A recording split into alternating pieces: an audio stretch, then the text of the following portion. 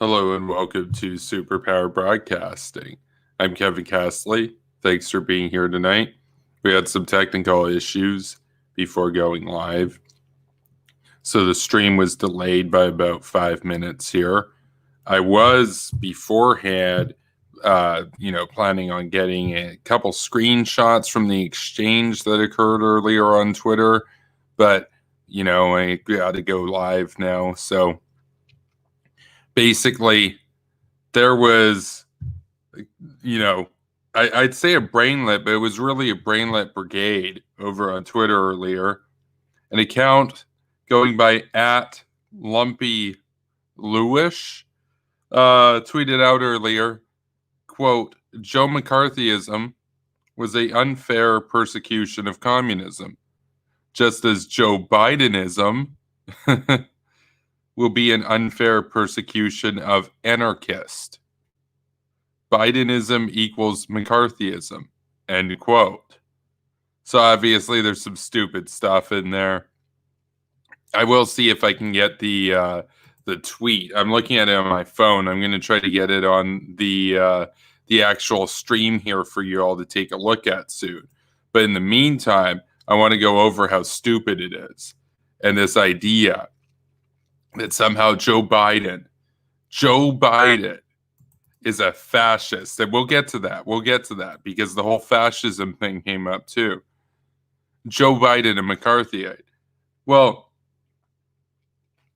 there are a couple points to go over here. I brought this up earlier on Twitter when I highlighted it. Oh, and we got Jay here. That's cool. And we got Anthony. Cool. Basically, one, Joe McCarthyism, that was a thing during the Cold War at a time in which the United States and the Soviet Union were locked in a truly epic existential battle between democracy and communism for the future of humanity. And it was a fact that there were communists operating within the United States, and they needed to be weeded out. And McCarthy, was he hyperbolic and whatnot? Sure. But you can't just settle for the enemy being able to operate within your own borders unchallenged when you are in, as I said, an existential battle for the future of humanity. Are we going to have a free world or an enslaved world? So, one, the characterization of McCarthy is just this evil guy. I don't like that. But second, Joe Bidenism. I like this. They're saying, well, and I'll get to this. On the second point about McCarthyism, though, was it an unfair persecution of communism? No, it wasn't an unfair persecution of communism. Were some people unfairly persecuted in this that weren't actually communists? Yes. That's what tends to happen in, these times of crisis and, the Cold War. You don't get everything 100% correct. People were unfairly persecuted in what became known as the Red Scare, right? But was it unfair, in theory, to do what McCarthy was doing? No. Communism was a real threat. They were aiming, at that point, about 2,000 to 3,000 nuclear weapons at the United States. They were expanding their influence throughout the world. They were trying to take over every corner of the world. And their main opponent was the United States. And they were trying to etch away at the moral and social fabric of the United States and the liberal democratic order. So to say that it was unfair to persecute communism, no. The problem with McCarthyism was that, some innocent people got caught up in that, right? I mean, it's kind of like the fog of war. That's the thing in the Cold War, too. But this idea that somehow communism's good, that we're supposed to treat communism fairly when the communists are aiming, 3,000 nuclear weapons at the United States? No, how about it was fair? How about when they're trying to destroy your existence and your civilization, how about you get to fight back? You get to call out communists and you get to call out fifth columns and investigate them and uphold your national security. How about that's a fair treatment? I mean, hell, look at how the Soviets look at how they handled accused capitalists. If you were deemed a kulak, they thought, oh, he's got an extra grain. He's got an extra loaf of bread. He has an extra emaciated cow. He's a kulak. He's a class enemy. He's a capitalist. He's bourgeois. He's a bourgeois peasant. You know what they did with them? They killed them. They killed 10 million Ukrainians in less than 2 years in the 1930s. So that's how the communists handle alleged capitalists. How did the capitalists handle alleged communists? The worst thing that happened was that innocent people were run out of their careers. It's the worst thing. It's orders of magnitude difference. I would say McCarthy was more than fair to the communists. The actual objective of what he was doing was noble. It was just. We will bring up the tweet, though, so you all can see the receipts here. So I'm just in the process of getting the tweet ready to go right now. But basically, that's the first point of it. The second point of it, Joe Bidenism. I haven't really heard Joe Bidenism before. Joe Bidenism, kind of goofy, kind of funny. What even is Joe Bidenism? I mean, he's a progressive Democrat. Is Joe Bidenism just progressivism? Well, not really. He's also kind of moderate. So he's somewhere between a progressive and a moderate these days. He's a progressive moderate Democrat. That's probably a fairly fair characterization, as opposed to a more radical progressive Democrat like AOC, Ilhan Omar, etc. Right? So just gotta go over to my Twitter, get the tweet. There was a lot of brainlet brigades operating on Twitter earlier defending this. This tweet, by the way, got 58 likes. So that's why I say it wasn't just a brainlet. There were 58 people that looked at this and they were like, oh yeah, that makes sense. That makes sense, right? So goofy. Absolutely goofy. So the second point of it, they say just as Joe Bidenism will be an unfair persecution of anarchists. Sick? What's that supposed to be? Okay, anarchism. Okay. Anarchists. Kind of funny how they left the S out there. I mean, yeah, errors happen all the time. I have errors on Twitter too. It's always funny when it happens. Always funny when it happens, right? Unfair persecution of anarchist. Oh man. So I'm just going back through my Twitter history right now. Got to get the actual tweet up. Yeah, so here we go. Got it. So I just got to snip this, upload it to my StreamYard inventory here for images. How's everybody doing tonight in the meantime? I know we got Jay and Anthony in the chat. I saw earlier. That's cool. Thanks for being here tonight, everybody. So they finished it off by saying Joe Biden equals McCarthyism. Yeah, Joe Biden is not going to launch committees in the Senate to what? Investigate anarchists? Yeah, it's not going to happen. It's so goofy. But what we're going to see is that further on in the conversation, actually pretty early on after this, she also refers to Joe Biden as a fascist, which is always funny. So I made this stream because this is a case of the brainlet brigades on the far left calling Joe Biden the most progressive nomination for president that the Democratic Party has ever had, calling him a fascist. And then we got these alt-right losers that call him a communist. It's like he's a moderately progressive Democrat. He's like left of center, somewhat left of center. He's not communist. He's not a fascist. How stupid do you have to be to think he's a fascist? You've gone off the deep end of Marxism when Joe Biden looks like a fascist. Joe Biden. I mean, you know you're a communist when. What a joke.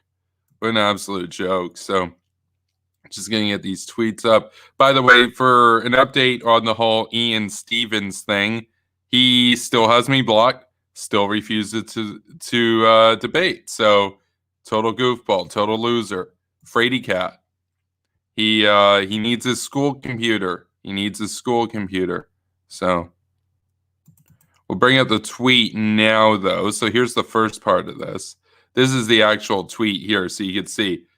Quote, Joe McCarthyism was unfair. Oh, I love it. It's like error after error. Okay, was a sick, unfair persecution of communism, just as Joe Bidenism will be an unjust persecution of anarchists. Sick. Bidenism equals McCarthyism. Yeah, so that's one of the dumbest things I've read today. Oh, man. Like, again, can you imagine if Joe Biden actually was McCarthyist? Like, he was actually out there saying, like, oh, yeah, we need to get tough. And, we got to weed out any of those that are sympathetic to the Kremlin. Got to go after the alt-right.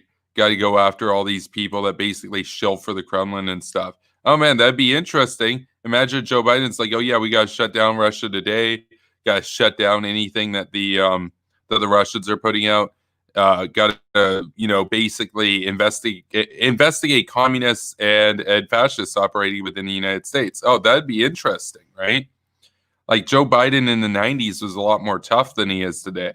I miss 90s Biden. He was dope. He was a base liberal hawk. He wanted to bomb Iran. So that was an interestingly stupid tweet. Pretty creative. Not too much else to go over here. I'm going to get the second part of the brainlet take here. I thought it was funny. So because of course she proceeds to call Joe Biden a literal fascist, which of course I sent my classic STFU communist meme with Joe McCarthy actually. So that triggered some of the brainlets for sure because it's so over the top, right? Oh man. But yeah, 58 people like that. 58 people. They see that and they're like, "Oh yeah, that makes sense. Joe Biden is a McCarthyist." Hilarious.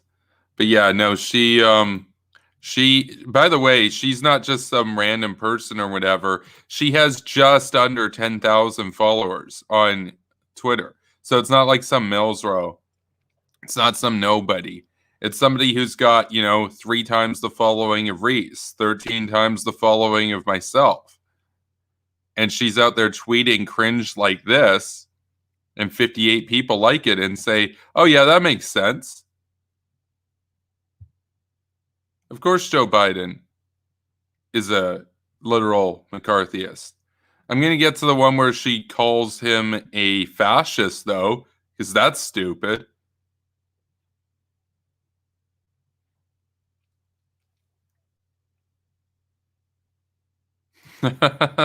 Yeah, I like this. Okay, so we're gonna snip this one out and upload this so you all can read it. Really funny right here. And you might say, oh yeah, this is just more Twitter drama or whatever. No, this isn't really like Twitter drama in the same sense as what we were doing, where we had the whole Liz drama for a long time.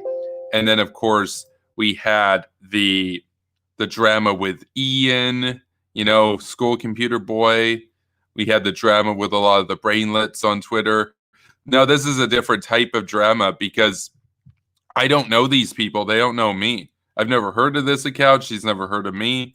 This isn't really like drama in that sense. This is me simply pointing out, this is indicative of a larger issue, larger narrative that's out there. You have probably seen this if you've spent time browsing around BreadTube, for example, or Sock Twitter, or Rose Twitter, that a lot of them think of Joe Biden as far right. They think of Joe Biden as a fascist or a Nazi. So we're going to get the next tweet up here. This one's this one's pretty funny. So I like the style too that she uses in this second one. It's kind of funny. So here we go. So this is her replying to a long string of tweets in response to her calling Joe Biden a McCarthyite. So she writes, I quote, "So you now admit what Biden is saying is wrong." Now she's just talking to some like random account that was like basically calling her out for being a brainlet. So she says, "So you admit what Biden is saying is wrong. You are still going to vote for," and I like this, "the fascist, though, aren't you?" I like how she's gone from basically referring to him as Biden to the fascist. Again, Joe Biden, the most progressive candidate that the Democratic Party's ever nominated for president. So, in other words, the most progressive mainstream candidate ever nominated for president in U.S. history. The fascist. The fascist. I thought it was goofy. I got a kick out of that. I was reading this. I was just like, because she could have said, "You're still going to vote for McCarthy," or "You're still going to vote for Biden." McCarthy is Biden. No, she doesn't say that. She just says, "the fascist." I like it. It's just like, oh, it's spooky. It's like, that's Joe Biden right there, the fascist. You know, Joe Biden, basically the same as Hitler, no difference. He's just Mussolini, no difference. So this person obviously must think of like Donald Trump as a fascist or whatever. So, like, to her, Donald Trump and Joe Biden would be the same person. And Joe Biden and Hitler would be like the same person. And Joe Biden and Franco would be the same person. Joe Biden and Pinochet, literally the same. I can't tell them apart. It's the same picture. Now, sure, this one's only got one retweet, one comment, one like, you know, as part of a long string of cringe, right? But again, 10,000 followers essentially. 10,000 people follow this woman and are like, "Oh yeah, that makes sense." I'm just here for the takes. These are whack takes. This is dumb. The fascist. So now we've gone over the individual cringe here from this one individual person, but I did want to get to a larger point here before we wrap up the stream, which is that there's a huge segment of the left that literally thinks that Joe Biden is a fascist, that he's far right. They are the disgruntled Bernie voters. You know, they're about, what, 14% of the Democrats, 14 to 25% of the Democrats. And they were adamantly, vehemently pro-Bernie and tried to essentially, you know, disparage Joe Biden with every slander in the book, call him insane, call him mentally incapable of governing, calling him old, calling him a boomer, even though, of course, their boy Bernie is literally older than Joe Biden. He's too old to even be a boomer. He's not even from the boomer generation. He precedes that. He's a dinosaur. And then we've, of course, got a large contingent that is right of center, far right of center, that views Joe Biden as a communist. Now, Donald Trump now is trying to make the case that Joe Biden will essentially enable communism in America. He's changed his tone a fair bit on this. I understand why he's doing it. He's running a campaign against him. He wants to demonize him and associate him with the worst elements of his party. Just as, you know, Democrats will associate Trump with the worst elements of his party. There is a bit of a difference, though. Donald Trump is being, at a minimum, weak and soft on the worst elements in his party. I mean, the good example of this was Charlottesville, when he really had the most milquetoast and non-condemnation possible of the alt-right. That was weak. That was stupid. Whereas for Joe Biden, if a communist or somebody went out and, you know, at one of these like protests in Portland or something and like killed cops or something, you know that Joe Biden would call them out. So Joe Biden is more distant from the far elements in his party than Donald Trump is in that sense. But Donald Trump, to his credit, also, yeah, he has hung around with and is in my opinion, too cozy with a lot in the far right. But he's also hired people that are really good in the Republican Party. He hired John Bolton, and John Bolton lasted 17 months, for example. He hired Pompeo. I mean, obviously, he works with a wide array of people, and he's also been consistently pretty good on Israel. So, despite him having pretty cozy relations with some of the Nazis in his party, or to the right of the Republican Party, a lot of basically refusal or hesitance to condemn them and their absurdity and instances of actual terrorism.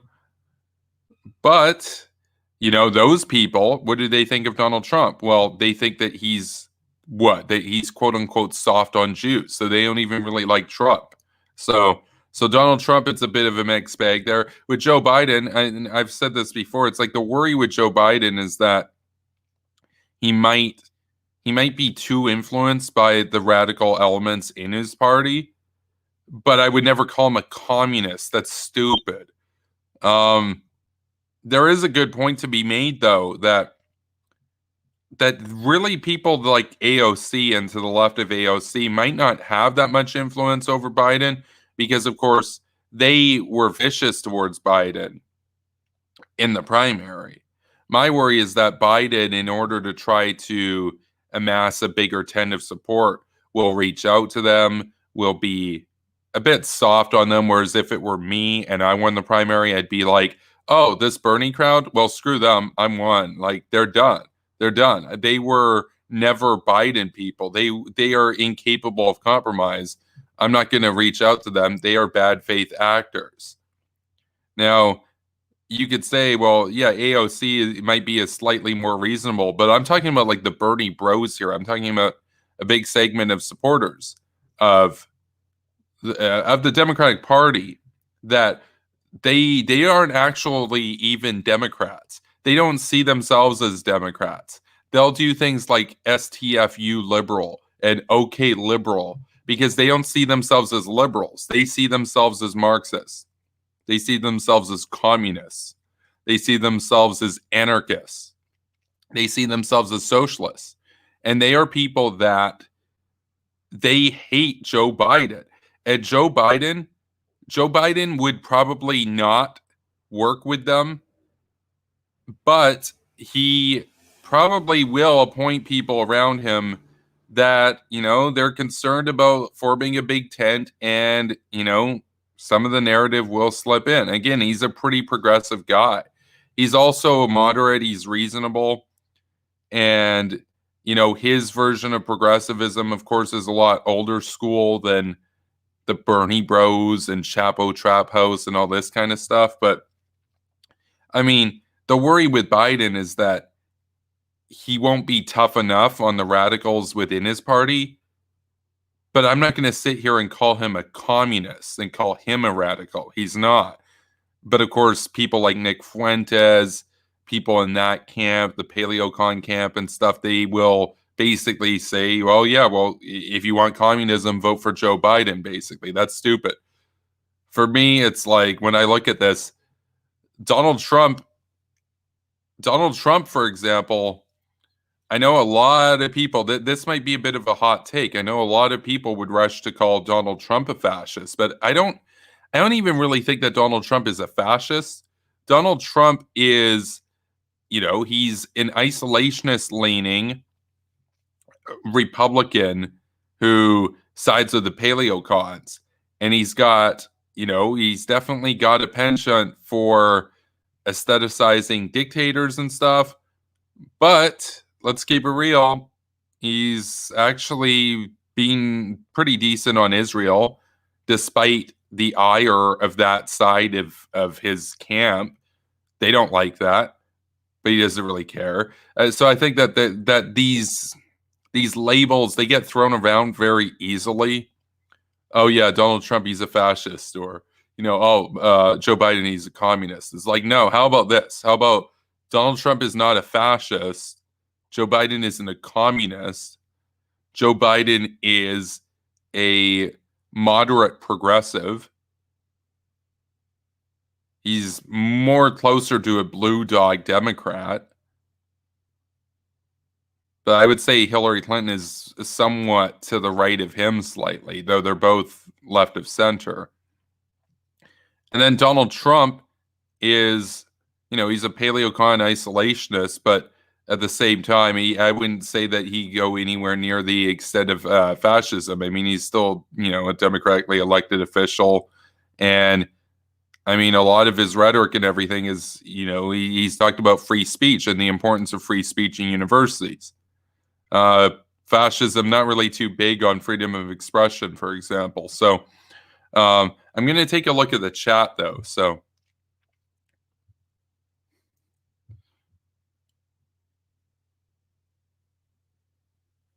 Wyatt Claypool's here. He says, yeah, I dislike when people on the right throw around the term communist. It just makes the term meaningless. Yeah, see, that's the thing is like, even with somebody like AOC, I don't even really think that I would call AOC a communist. AOC is somebody who I would say is either a very far left social democrat or a somewhat moderate democratic socialist. I wouldn't necessarily say that she's an outright communist, but it's it's a lot closer, obviously. But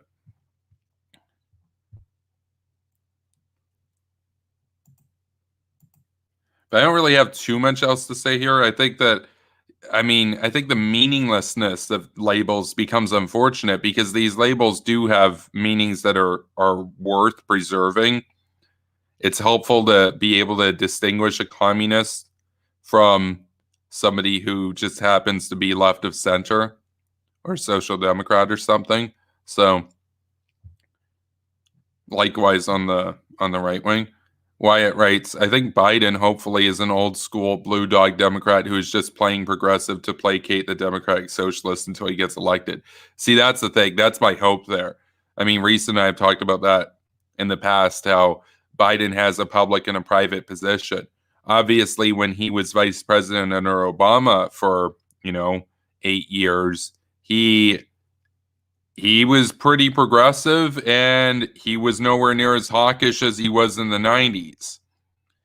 But he was taking orders from Obama, right? So there's a chance that if Biden gets to actually have the power himself, we might see him return to the more forceful champion of liberty that he was in the 90s.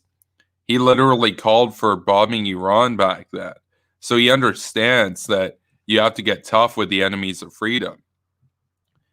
He also used to be, quite a bit more conservative on economics and judicial matters back in the 90s. Likewise with Hillary Clinton, for example. Is it possible that over time his views have actually genuinely changed and that he's closer to Bernie Sanders now than he was back then? I think that that's possible. Is it also possible that he does still hold those blue dog sorts of views, but that he doesn't really act on it because he will continue to try to keep as much support in the party as he can going forward? I think that that's also possible. I think it's possible that he might have an Obama-style approach to governing where he only cares about getting, the majority and trying to make things as popular as possible as opposed to doing the hard work that leadership requires to make some tough decisions that might be unpopular or controversial but need to be done. So Wyatt continues, I doubt Biden likes AOC at all. He will tolerate her now and alienate her later. I'm not a Biden fan, but I like that he would be a professional as president, unlike Bernie. Well, see, that's the thing is that no matter what, Biden's actually like a gentleman. He's a professional. He would govern in a very non-hyperbolic and politically charged way. Where the problem with Trump is that, look at him on immigration. He's dropped the ball on immigration because he made it such a divisive issue that it became impossible to really get anything through. And he turned down an offer for $25 billion from the Democrats a while ago for border security because he wanted to push for more. And then he got basically nothing out of it. And very little has happened when it comes to border security. Whereas under George W. Bush, he didn't really make a big deal out of it. He was able to secure upgrades to border fencing and everything. And both sides voted in favor of it. He got Democrats to vote for it. Whereas the idea of Democrats voting for any Trump immigration stuff is unthinkable now because it's become so politically charged. Biden is somebody that, I think that if he does go in the more blue dog direction, which I hope he does, I think that he could have Republican support on some measures. So, and yeah, I think you're right that he probably doesn't like AOC personally. My worry, I think, more so would be that there might be people around him that are more cozy with the further left parts of the Democratic Party. But again, Joe Biden himself is, like I said, he's kind of a moderate progressive. And today that you're basically seen as a conservative or a fascist if you're moderately progressive. Or if your progressivism is like a 1990s style progressivism, because of course the woke bros will call you every name in the book because they've already canceled people. I mean, they cancel people today that are literal communists for not being woke enough. So you know that Joe Biden's not going to have a chance with these people. These people are a joke. And I think, the best thing that he could do is just not care about them, because they're probably not even going to show up to vote anyway in November.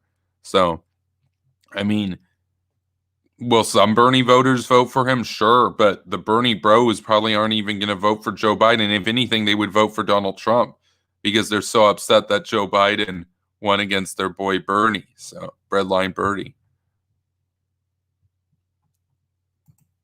Wyatt says Trump is bad on some stuff, good on others. Same with Biden. So at least we win on something regardless of who we get. Better than Trump or a loon bag socialist. Well, that's exactly it. That's exactly it. And that is a good point there, because I've given Trump credit on quite a few things, obviously. I like some of his economic stuff. I know a lot of people don't really like tax reform and stuff like that. I think, lower taxes across the board are a good thing. That's my view. I want to lower taxes across the board. I still believe in, a progressive taxation system, but it's got to be at a lower overall level. You can't just kill your economy by taxing people up to their ears like you do in Canada or Sweden, for example. I think on the issue of Iran, Trump's being a mixed bag, but better than he could have been for sure. He's actually hired people around him that some of them are pretty good. And he hired Bolton, and Bolton stayed there for a long time. And then he also hired people like Bannon and Gorka. So it's a mixed bag there. He's had different voices. Now, he, at the end of the day, is mostly sided with the paleocons and the isolationists, but it could have been a lot worse. He, of course, when it comes to things like immigration, some of the stuff that he was saying was, it was basically accurate.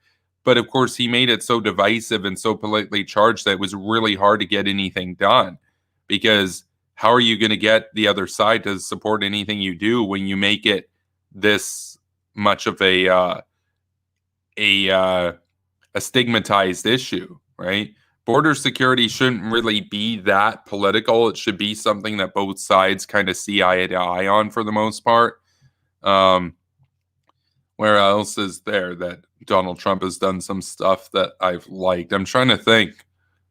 Oh, well, he's also, like I said before, he's called out people in academia, in universities, for anti-Americanism and essentially teaching their students to essentially hate America. He's been actually pretty blunt about it and said, well, we might pull your funding if you're going to keep this kind of behavior up. And so, that is a good point right there.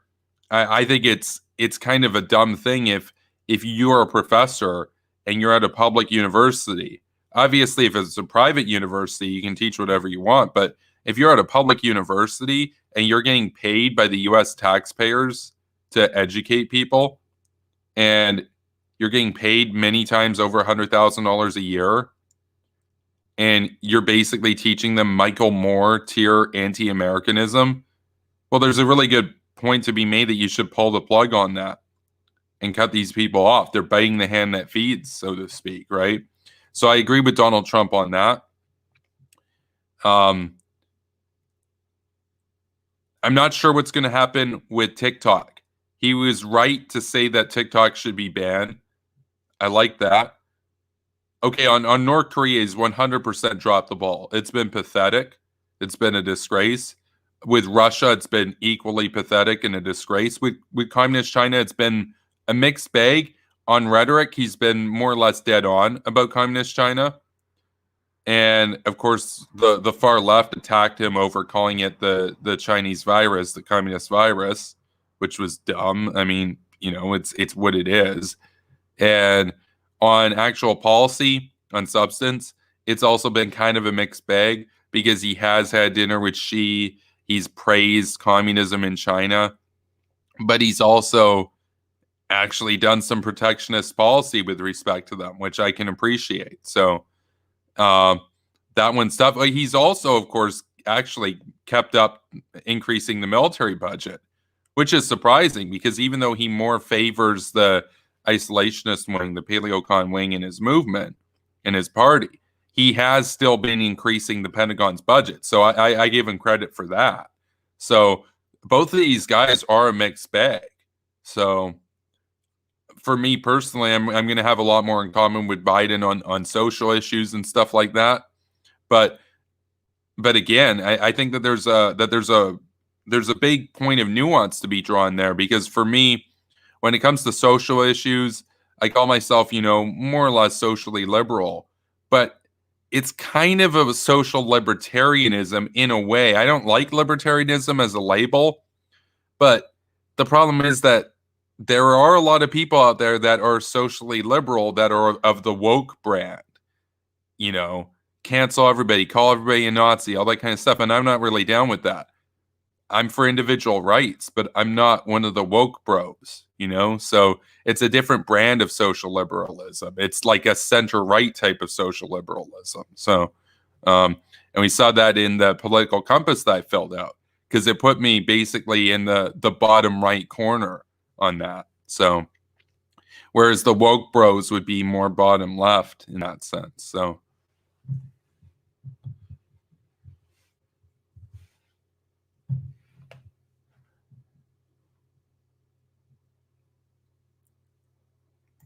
Wyatt writes, Trump is harder on Iran than Biden. Biden is harder on Russia than Trump. Yeah, that's the case right now for sure. But what's crazy is that like Obama, or not Obama, but Biden wanted to bomb Iran back in the 90s. So that would have been a lot tougher than Trump today. So, and my worry on the thing with Russia is that as soon as Trump's out of office, the Democrats are going to lose any political will to get tough on Russia at all. Because right now, you can justify getting tough on Russia because Orange Man bad. But after he's gone, then how do we know they're not going to go back to war bad and be like, oh, the 1980s called, they want their foreign policy back, Romney, that kind of thing. So it's tough. It's tough. I wish we had better candidates. Like, I wish it was like Hillary Clinton versus John McCain, or Hillary Clinton versus Jeb Bush, where no matter who wins, you're getting somebody who's like a principled, ardent defender of the United States and the liberal order in the world.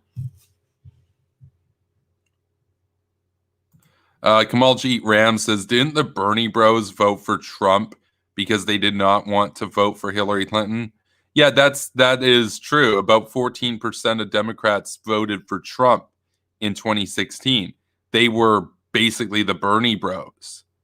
They basically were like, well, Donald Trump's anti-war, so we're going to vote for him. Hillary Clinton would start World War III, bro. So let's vote Trump because Trump's close to Russia. They liked that Trump was close to Russia. That was the selling point for them. They're like, that's not the bug, that's the feature. Because these guys like Putin. These guys think that Assad is the good guy in Syria. These guys supported Saddam. They thought that Saddam was the good guy against Bush. That's the Bernie bros right there. Toxic base, right? Wyatt says, I doubt it because they are probably too lazy to even get real jobs. Probably just said they would vote for Trump on Twitter and then went to sleep on Insta for the rest of the election. No, that's a lot of them, sure, but some of them did vote for Trump. Like a lot of Democrats did show up to vote for Trump in that election. So, but I mean, you could say it was also because Hillary Clinton was like a deeply unpopular person and all this kind of stuff. But I mean, I like Hillary Clinton a lot. I think she's one of the few consistently hawkish Democrats that are out there. And unfortunately, that means that she's one of the few consistently hawkish politicians in America because so many Republicans have become pigeons in the last 4 years. So we got Natalie here. Welcome, Natalie. Kamal Jeet says, banning TikTok was a good thing Trump did for multiple reasons. One, security reasons. Two, there are a lot of predators on TikTok going after underage folks. I don't really know much about the second point. Like, I don't like use TikTok. I don't really know much about like TikTok culture or anything. I just know like some of the memes, like the OK Boomer girl meme, like that kind of stuff. That was cringy. Wyatt says, good point, Kevin. I could see the Democrats treating Putin like they already treat Russia if they get in. Yeah. See, the thing is, for me, I see a lot of the Democrats' rhetoric on Russia in the last few years as really see-through because these are the exact same people, like Rachel Maddow and Huffington Post and whatnot. These are the same people that were incredibly harsh on Mitt Romney back in 2012 as him basically being a war hawk or whatever against Russia. Well, now that it's Trump, now they all want to talk tough on Russia. It's like, yeah, but it was only 4 years ago. Like, I can remember when you guys had the opposite take, when Russia was the victim and we need to talk with them and we need to work with them on stuff. And now it's like, oh, Russia, they're dangerous. Russia's trying to undermine American democracy. By the way, that's true. But why are they saying it now? Why are they awoken to that now? Because Orange Man bad. But what happens when the Orange Man isn't in power anymore? Are they going to continue that trajectory, or are they going to go back to what they've been for the last 40 years, which is war bad, bro? So my worry is that they're going to go back to how they always were, Iraq war bad, Vietnam war bad, Afghanistan war bad, etc. Right? So we got Jay joining us tonight. The War Kettle's here. So we'll close out this. It's been a while since Jay was on the program. So how's it going, Jay? Big up, Kevin. I'm very well, mate. Sorry, I took me a while to join. You sent me the link like 20 minutes ago, but I had to get my school computer. Oh, no, that's true. That's true because you literally can't stream without your school computer. Like I'm at UVic. I'm at like my university's school computer lab right now. Right, like the janitor exactly. brought me lobster pizza again, so that's dope. So I mean, at least that's a pretty cool janitor. I wish I had a janitor like that when I was at school. He's a huge fan of the channel. Actually, he's been letting me in the computer lab weighing after hours for about the last year since I started this channel because like how would I even do this without a school computer? So exactly. I mean, it's the only way anyone can do anything.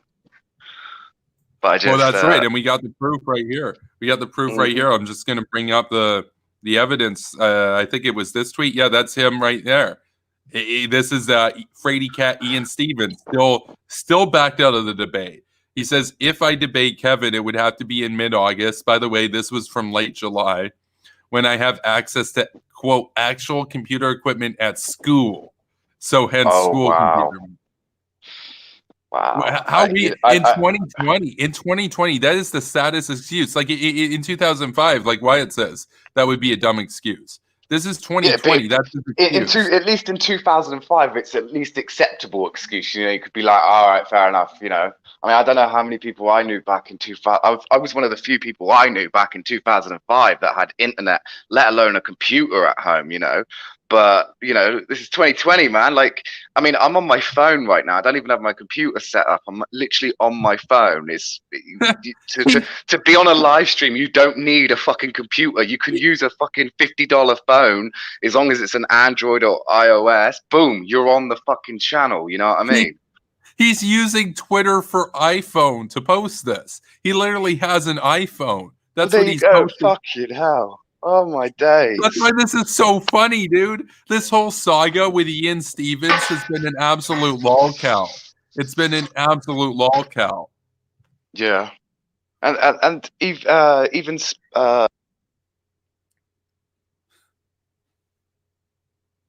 Oh, do we have Jay? It looks like we lost Jay's connection. Unfortunately, it looks like his school is going to have to. Oh, okay. We got you back. Okay. Yep. Sorry, I might have moved too far away from the router then. What was I saying? Oh yeah, that's right.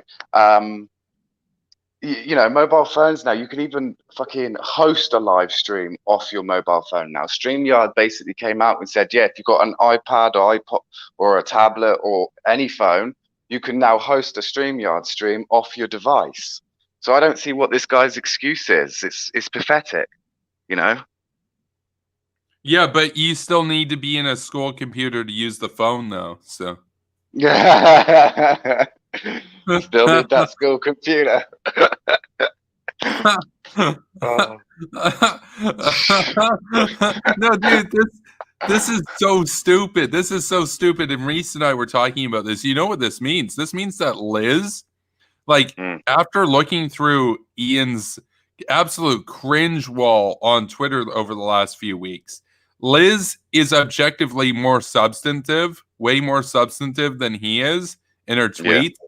Yeah. Like, she actually tweets about serious stuff, and she's also 1,000 times braver than Ian is, because she actually debated.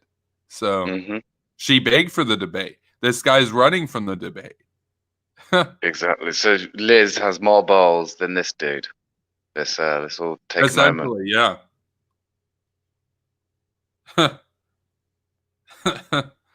Oh man. So Jay, I wanted to ask you though, because it's been a while since we talked about U.S. politics. Are you still backing the fascists? By fascists, you mean? Am I still on TikTok? No. I'll bring up the tweet. I guess you weren't here at the early part of the stream. I'll bring up the tweet. This was. Sorry, yeah. Sorry, yeah. Yeah, of course I am. Of course I'm backing up the fascist. Okay, yeah, because I'm still leaning for the fascist, I guess. By the way, for those of you that are just joining us right now, the fascist refers to Joe Biden. That's what this idiot on Twitter with 10,000 followers thinks of Joe Biden, that he's the fascist. The fascist. Because, yeah, Joe Biden is totally known for his fascist ways, wanting to shut down free speech or put commies in gulags and, exterminate the Jews. That's totally what Joe Biden's been talking about for the last, 30 years of his career. Yeah, 40 years. 40 years. 40 years, there you go. I was reading about back when he was running in Maryland and stuff. I mean, what did he base his first campaign on? He basically said he's Hitler did nothing wrong. 1488. Yeah, I was about to say that. 1488 for America. I mean, yeah. So anyway, so she had her supporters and everything, in this Brainlet Brigade tangent earlier on Twitter. This was the original tweet that she posted. This was what I responded to. And I don't know her, no idea who she is. I just thought that this was indicative of just the cringe on Twitter these days. She says, Joe McCarthyism was an unfair persecution of communism, which I debunked earlier in the stream, just as Joe Bidenism will be an unjust persecution of anarchists, which I also debunked. And then she says Bidenism equals McCarthyism. And that had 58 likes.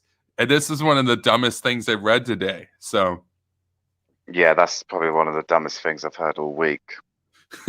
I guess you're not on Twitter as much as I am. I see a lot of dumb crap day in, day out. But Yeah, no, I'm not. However, I engage with the real world, and I hear a lot more dumb shit out there. It's crazy. no, so we got Kamal Jeet in the chat says Joe Biden is a fascist, and no, Joe Biden is not a fascist. Joe Biden is the fascist. So that's Yeah, him because right. there's only one fascist left, and it's Joe Biden.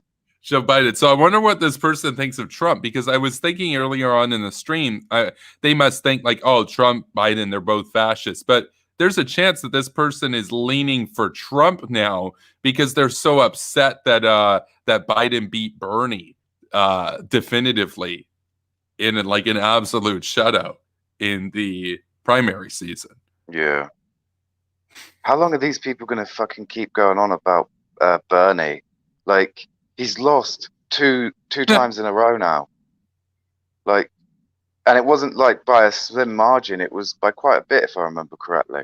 Well, in 2016, I think he got something like 35, or it might have even been over 40% of the delegates. Whereas this year, it's basically nothing. Like the trajectory's been downhill. 2016, he got close to the nomination. This year, it wasn't close, bro. like he didn't have a chance, man. Exactly. Joe Biden won every single county in Florida, the progressive Oh wow. counties, every single county. He won the center of Miami. He beat Bernie. Bernie won 0 counties in Florida. There was a set of 4 states primaries. And I Yeah. predicted in the run up to it, I said, I'm like, well, here's the deal. Here's my prediction. I think Joe Biden's going to win every county in all 4 of those states. That didn't Yeah. come to pass. I think Bernie won like 6 or 7 counties in those 4 states. But that's like what, like 500 counties or something, and Bernie gets like what, 1 or 2% of the counties. Like, so that was the last of those big Super Tuesdays. But like the point is, he didn't even have a chance. Bernie got less than a third of the vote in California in the primary. Yikes. That's progressive California. Cenk Uygur, the king of the aggressives on YouTube, the head of the Young Turks, 5 million subs. He got 6% in one of the most progressive counties in America. 6%. That fucking tells you everything. It tells you that even in the most progressive areas of America, these dipshits are not wanted. And I'm glad about it. I mean, and Reese and I, we were so happy to see it. I know you were on some of those streams too, and we were so happy to see Bernie get absolutely blown out. But when these people look at it, they see it now as like, oh, well, you've just guaranteed that Trump's going to win. Whereas now, obviously, we're going to have a close election now. If Bernie won, Donald Trump probably would have won like 40 plus states. Like, there's a chance that Donald Trump would have won California. I've said that before. We'll never know. But I mean, there would have been a lot of middle class, conservative leaning Democrats that would have had second thoughts about going and voting for a socialist against Trump. They'd be like, hey, man, Trump's a scumbag, but at least he still believes in capitalism. So, I mean, don't get me wrong. I mean, I know a lot of conservatives that live out California way, and not one of them would vote for Trump during the initial election. But I asked them questions like, "Oh yeah, what would you do if it was Bernie and Trump?" And they would go, "I'd have to vote for fucking Trump. There's no way you could vote for Bernie over Trump. There's no way." And these are people that in the 2016 election were like uber anti-Trump, and voted for Hillary then. But they're just like, yep, nope. If it was Bernie and Trump this year, that's it. It's got to be Trump. Well, oh yeah, if it was Bernie versus Trump, this channel would have been just constantly like, it would have been one-sided for Trump because Donald Trump will still hire people like Bolton around even if he hardly listens to them. Whereas Bernie Sanders, it would all be Kyle and Tulsi types around him. In fact, Tulsi would be too hawkish for him because she at least wants to fight Al Qaeda. So that would be too unreasonable. Tulsi wouldn't even be offered a spot in his administration. That's how isolationist they would be. It's very true. So yeah, Um, so you're still supporting the fascists. I'm still supporting the fascists. So, and you know what's funny is that a lot of people might listen to just that sound clip and think, "Oh, you guys are supporting Trump or whatever," because a lot, like the meme with a mm, lot of Democratic media, the mainstream media, is that Donald Trump is a fascist. But it's like, no, the far left thinks that Joe Biden's a fascist. So yeah. like fascism, man. Everybody's a fascist. It's like Charlie. Vosh. I was watching Vosh. Vosh said that, and I quote: "Charlie Kirk is not a Nazi, but he is a fascist and he is a neocon." That's what Vosh said about Charlie Kirk. So, which, by the way, you can't be a fascist and be a neocon. That's an oxymoron. Yeah. Neocons want to bomb fascist systems. Like, Hmm. or at least pressure them to reform after a greater evil is being defeated. But neoconservatism is American exceptionalism and universal democracy, like worldwide. Exactly. Human Not rights fascist. worldwide. It's not difficult, is it? No, but hey, man, that's such a fascist thing because, like, you're forcing human rights on the people of Iraq. You're forcing human rights on Saddam Hussein, bro. So it's just his sovereignty, bro. He didn't do anything to you. Oh, really? Yeah, okay, yeah. Saddam never did anything to us, and just like Gaddafi never did anything to us, and all these rest of these despots that didn't do anything to us. Yeah. Oh man. Yeah, no, we had a lot of people defending Saddam on the internet in the last week. I've been in meme pages and stuff. I've been on Twitter defending the Iraq war, and Hmm. people are like, "Okay, fascist," and stuff like that. And it's like, oh, because being against an Islamofascist Ba'athist Yeah, regime is such a fascist thing to do. It's like these people literally 100%. I don't even need to take a chance on it. I know for a fact that these people in their heart of hearts think that Dick Cheney was more of a dictator than Saddam Hussein. Literally. yeah. Literally. That's They think that Dick Cheney was worse than Saddam. A dude I, who I gassed 10,000 people for being Kurdish.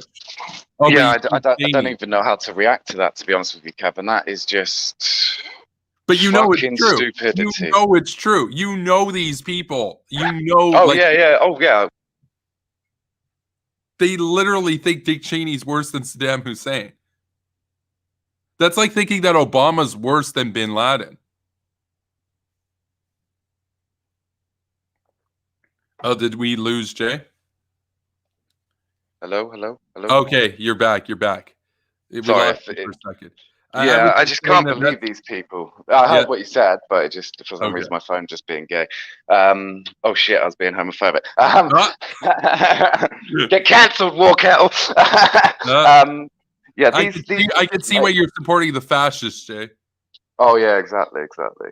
But these people, man, like, yeah, I know them in my real life. I've met with them, and they talk about being, pro human rights and secular values and everything. But then at the same time, they want to keep dictators like Saddam and Gaddafi in power. And the one when it comes to Gaddafi, it really pisses me off because they always say, "Oh, what did Gaddafi ever do to us?" And I'm like, well, he helped fund not just financially but with weapons the IRA for decades, for fucking decades. And this isn't like some conspiracy. This is proven fact. Yeah, Government parliamentary inquiries over the 90s were like, yep, Gaddafi's funding the IRA. Gaddafi's providing them with C4. Gaddafi's providing them with weapons. And then in the 90s, he was also supporting the Lockerbie bomber, which yeah, for you Americans out there, you should also be anti-Gaddafi for, because he blew up a Pan Am flight flying from somewhere in Europe over Scotland, UK, and blew the fucking thing up, and it landed on the town of Lockerbie, hence why it's known as the Lockerbie bombing. So, yeah, these are just two things straight off the bat, and that's forgetting the fact that what Saddam did to his own people. Those two things alone are enough in my book to be like regime change. Let's get rid of this fucking monster. Well, that's because you're a fascist, Jay. You want to tell That's true. dictators what to do. I do. I'm a fascist. Yeah, fascist. Um, yeah. But So you then, know this, Kevin. I've said this to you before. I'm all for one world government under the American system, unless something else better comes along, which at the moment there isn't. So yeah. give me the United States of Earth, please. Same here. Same here. That's what I want. I want it to no longer be the USA. Want it to just be the US worldwide. United Hmm. States. Yeah, Just United exactly. States. Make Pakistan a state. Make Canada a Yeah, state, etc. exactly. Well, Exactly, mate. I mean, technically speaking, with the way that the Constitution and everything is, you'd have to make like the provinces and stuff of countries states. Otherwise, you'd basically be giving a country of like 200 million people the same powers like Wyoming and stuff. So, you know, but, but Yeah, we might have to rejig how the Constitution works and whatnot in some areas, but we're basically taking the foundation of the US democratic system and applying it worldwide. well, yeah. Oh, yeah. But you're such a fascist, though. You want North Korea to look like Wyoming and Wisconsin and Florida. Yeah, I want the people of these countries to be free and have freedom and liberty and justice and not be brutally oppressed and fucking sent to the fucking gulag every 5 minutes. Or what is it they have in North Korea? The three generation punishment system? That's correct. That's correct. Yeah. Exactly. It's barbaric. It's savage. It needs to be dealt with, and Yeah. not in Trump's little way. Yeah, But go on. Jay, that means that you would be forcing people around the world to have to live in countries or a country that has McDonald's and Oh and shit, that's so terrible. I mean, McDonald's is just and evil, Walmart and evil Walmart. corporation. Oh my, oh no, the humanity of Walmart. They're such an evil dictatorship. No, How will these I ever people, survive? unironically, like in their heart of hearts, if you actually grilled them on it, it's like that meme. I'm gonna have to do a stream on this. You know how there's that meme out there, like Mm. politics. I just want to grill. For me, I really do just want to grill. I want to grill these isolationists on their bullshit. Like Sorry, I was thinking of food when you said grill, Kevin. no, I know, dude. It's a meme. It's a meme. It's like, but I do want to grill. I want to grill them to their face. I want to be like, wait, so who's worse, Dick Cheney or Saddam Hussein? Because a lot of them, they just implicitly would think, Saddam Hussein, or not Saddam Hussein. I mean Dick Cheney. But Mm. I want to see what percentage of them are dumb enough to actually admit it. Because they know that they Yeah, think that Cheney's worse because he did the war that killed millions and stuff. Whereas Saddam, yeah, he was a bad guy. That's what they'll say. Well, Saddam was a bad guy, but you didn't see him doing wars for oil, even though that was his literal justification for going into Iran and I was Kuwait. about to say that. Thank you, It Kevin. was a Yeah, like literal war for oil. Like you he want to said that know it is about someone who official. is yeah, exactly. You want to know about someone who is literally pro war for oil? That would be Saddam Hussein. He said that he's like there are like three reasons why we're going into Iran. One, oil. We want the oil in the southwestern provinces. Two, Hmm. we want land, and three, we Hmm. want glory.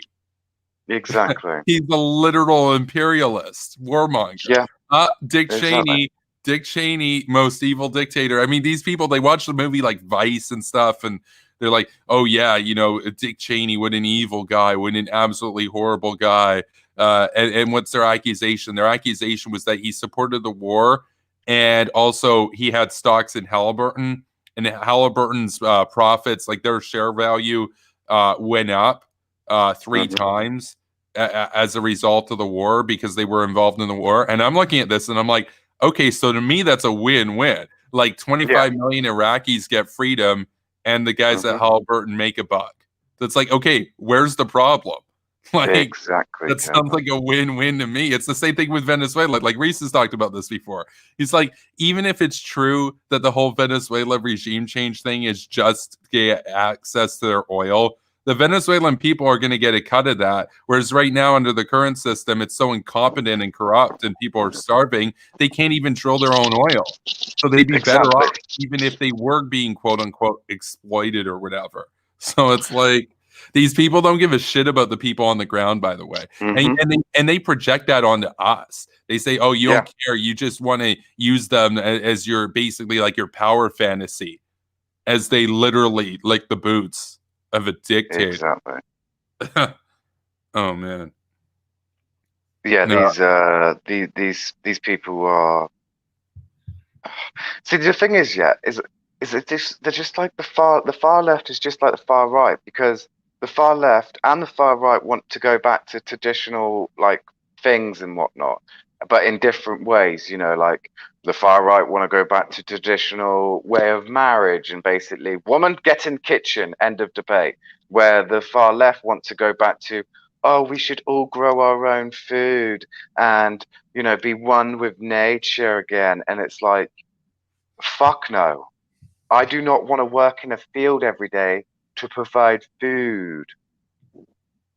Yeah. Well, there are two different strands of that. There's that strand, which is basically, that anarcho commune type style. And then there's also the more tanky kind of style where it's like collective farms where all the agricultural product gets requisitioned so that, your typical male industrial laborer is the only guy that matters and everybody else can starve and the ethnic minorities get persecuted and stuff. Like because there's a lot of people on the left that are also pretty conservative and they want to go back to like the forced collectivization of like the 1930s and stuff in the Soviet Union.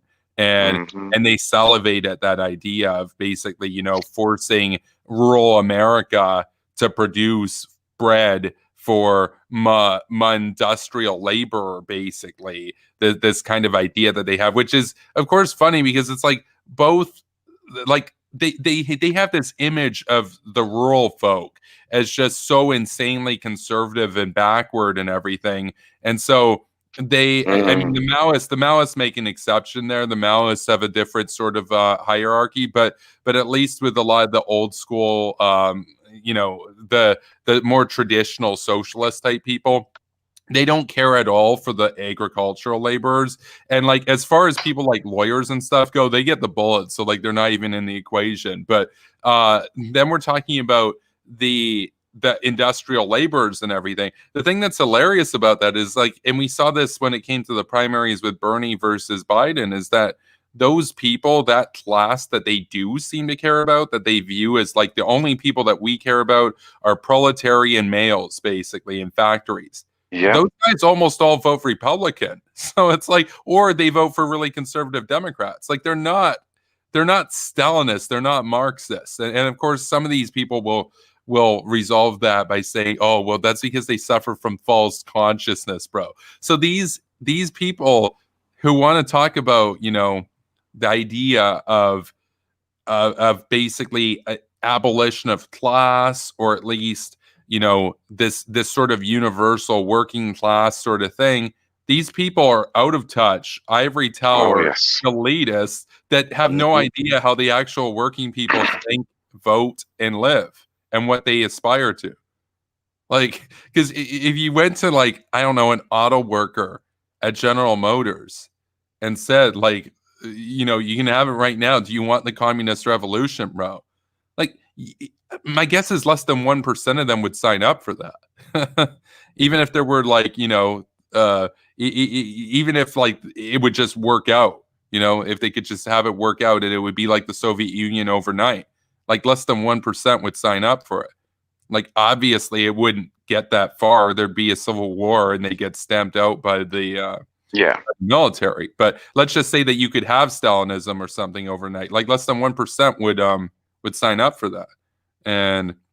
But then of course we also had that grow your own food type. Those are the Marxists who will say things like, oh, the Soviet Union, that wasn't what Marx wanted. That was a dictatorship. Even though Marx literally said he wanted a dictatorship of the proletariat. So like, what do you think that means? That was Stalinism. Like, Stalin only cared about the proletariat. That's why he starved the peasantry. So exactly. Like, right, Kevin, I need to shoot. I got to go out. It's work time. It's 11:05 in the morning, and I got a job to go to. Oh yeah, no, fair enough. Because Yeah, that's right. Because a lot of these people, I'm sure that person who was tweeting the stuff about the fascist earlier probably doesn't have a job to go to. So seems to be Well, on yeah, Twitter exactly. 24/7. So I'll let you get going. It's good conversation. We I'll should wrap it definitely up. do But something properly, though. I will say that. And before I do go, I just want to say one thing. People out there, wear your fucking masks. I am sick and tired of going out into the supermarket and whatnot and seeing morons not wearing their fucking masks. It's not difficult, people. Wear a fucking mask.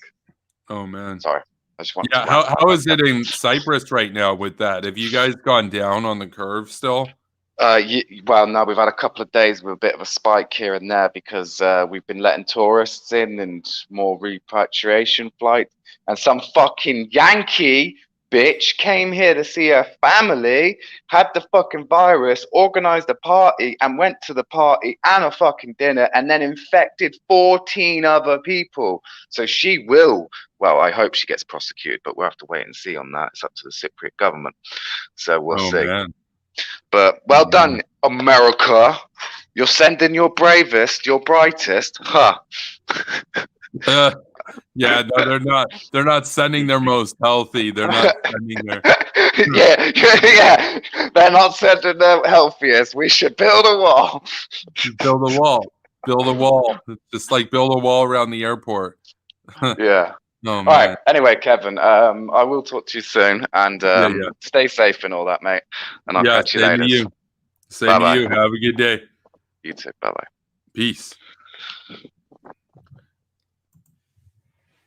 So we're just going to wrap this up here. Thanks to Jay for coming on. So basically, I don't really have too much else to add. I just think it's so funny how, people just immediately throw around labels like fascist or communist to apply to people that are basically between the center left and the center right. Joe Biden to Donald Trump. Pretty funny. Because it's like if Joe Biden is a fascist, what does that make Richard Spencer then? It's like, I mean, what does that make Hitler? Oh man. I mean, that's just that was funny. That was funny. So I got a kick out of that. Just some random person on Twitter with 10,000 followers. Like again, if it was somebody who had like 100 followers, I wouldn't have done a stream or anything about it. I think the fact that there's a person out there who's got 10,000 followers and tweets something that dumb and it gets 58 likes. I don't know. It's kind of weird. It's kind of a stupid time to be alive in that sense. So, uh, if you like this video, be sure to like it on the actual channel. It helps out my standing in the algorithms and the algorithm gods. They like to see those likes, those thumbs ups. Funny enough, the algorithm gods, they don't even care if you do a thumbs down. Because if you react to the video either way, it means that people cared about the video. But I prefer it if you give it a thumbs up, because of course we got a lot of haters and traitors out there that are unironically going to give these kinds of streams a thumbs down. The Nick Fuentes fans, the types of people who are like, you have ears, what a Jew, those kinds of people, right? They don't really like my content very much. Be sure to subscribe to the channel if you haven't done so yet. Also, definitely check out my channel over on Twitch. We got to get up to 50 followers. We're at like 34 or 35 right now. So, about 2/3 the way there. And just to address Sean's question or statement, rather, 58 out of 10K is a good sign. I actually disagree with that. I find that only ever, even if you have a tweet that gets a lot of attention, at most, like 5% of your followers are going to actually respond to it in any way. So for me, like I have like 700 followers. Even if I tweet out something that's like kind of fire and it gets a lot of attention within my following, unless somebody huge retweets it or reacts to it or something, which like that happened with Hassan or June or whatever, or it's my literal pinned tweet for months, it's at most going to get like 35 or 40 likes. So you're never going to have like all of your followers or even half of your followers react to something, because a lot of those people could be legacy, for example, or they just don't really react very much. They're lurkers. Lurkers are a huge set. So 58 out of 10K is low, but when you got to remember that at most, I mean, 500 people, 5%. No, I've never seen her get anything like 500 likes on typical tweets. At most, like in terms of active followers, she probably has, about 500 or 1,000 active followers. 58, yeah, about 5%, right? So kind of a sad state of affairs. Again, that's 58 real people. Like that's 2 high school classrooms of people. And they like that. Because is it a huge number? Is it an astonishing number? No. Like 58 is, it's a decent amount of people, right? It could fill 2 classrooms, right? But the reason why it matters is because what she tweeted was so stupid. It was so absurdly stupid that even though it's a relatively small amount of people that liked it, the fact that 58 people liked it still kind of is significant because the magnitude of the stupidity of the substance of what she tweeted basically meant that, 58 people look at that and they're like, oh yeah, Joe Biden's a fascist. It's kind of indicative of a bigger problem. That's my view. But I appreciate the comments and everything. I appreciate the active chat tonight. So thank you for being here, everybody. So before we close this out, if you want to, support my work and everything, you can find me over at Patreon. Help me out there. Patreon.com/superpowerbroadcasting. And you can also send me a tip at PayPal. Link is in the description below. And with that, I'll be back here tomorrow night. Again, thanks for being here, everybody.